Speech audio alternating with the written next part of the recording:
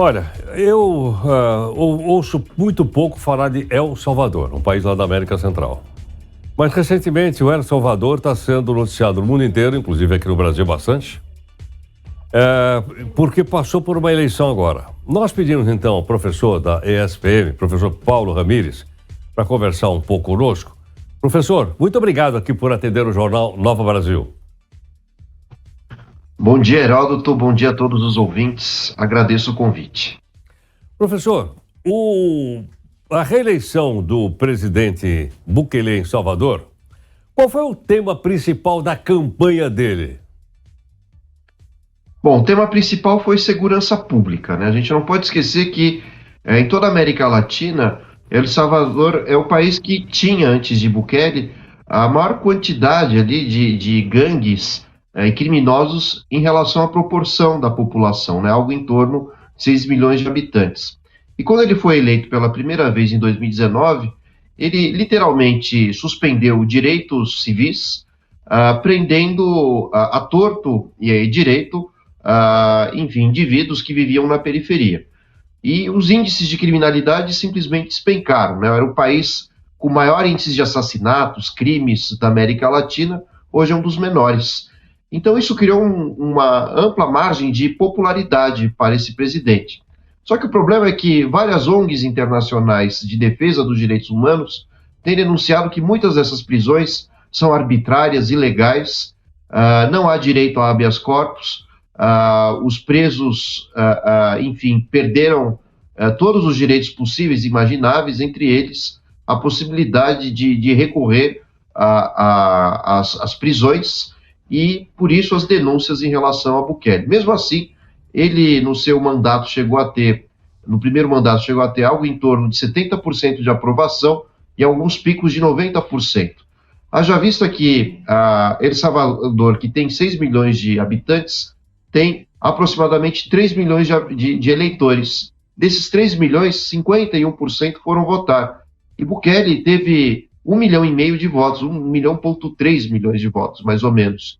O segundo colocado, 150 mil votos. E todos os demais concorrentes não passaram de 100 mil votos. Ou seja, foi uma vitória arrasadora. Porém, se a segurança foi o grande triunfo do Bukele, há um flerte, digamos assim, com o autoritarismo. E fora o fato de que Bukele é um político muito próximo a Trump também, né? Isso é um detalhe relevante. É uma aventura autoritária da América Latina. Agora, professor, então pode-se dizer, então, que deu resultado essa política dele de combate às gangues, narcotráfico e tudo mais? Eu estava vendo um ranking de prisões sempre proporcional a 100 mil habitantes. E El Salvador é o primeiro do ranking. Proporcionalmente, 90 e tantos cada 100 mil habitantes por aí fora. O Brasil está em 14º lugar, proporcionalmente à sua população.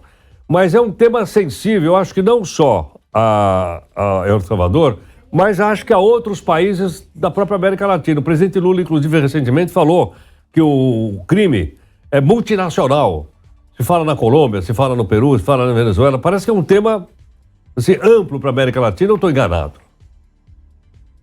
Sim, uma vez que houve um recorde de prisões, né, literalmente com o Bukele no país de El Salvador, há uma tendência de expansão dessa política para a América Latina, né, a começar pelo Equador. Em janeiro nós vimos criminosos invadindo emissoras de TV, criando caos naquele país, e o governo equatoriano já pensa em adotar políticas semelhantes à que foi tomada em El Salvador. E essa é a grande questão, né? A segurança pública, claro, é um tema muito sensível à opinião pública, mas à medida que ela se torna descontrolada, né, a segurança, a tendência é que a gente tenha essas aventuras mais autoritárias. Mas há um paradoxo, né, porque a segurança pública ela acaba vindo, né, na oposição da perda de direitos civis. E o grande problema dessa história é que no interior dessa política, pode ser que governos autoritários acabem colocando nas prisões simplesmente opositores políticos, que não são necessariamente criminosos. Esse é o grande dilema que nós vamos passar a ver com inspiração nas políticas de Bukele na América Latina. Agora, claro que a solução mais plausível para a criminalidade é investimento em área social, saúde, educação, geração de emprego, né? Porque o Bukele certamente estará criando um grande gargalo. De nada você adianta combater a criminalidade apenas prendendo os indivíduos, se não resolve os graves problemas econômicos. Vale dizer que a inflação em El Salvador é muito forte, né? É um dos países da América Latina que tem, diante do salário mínimo, um dos maiores custos de vida para a população mais pobre. Enfim, então, pode ser que essa política seja apenas de fachada, escondendo outros problemas sociais mais graves. Bom, professor, essa questão então de segurança pública permeia, como você disse, os países da América Latina, mas até acho que permeia o nosso dia a dia, né? Então, nós estamos indo em direção à eleição de prefeitos, a impressão que você tem é que o tema segurança pública também vai permear a eleição de prefeito aqui no Brasil. Você concorda ou não?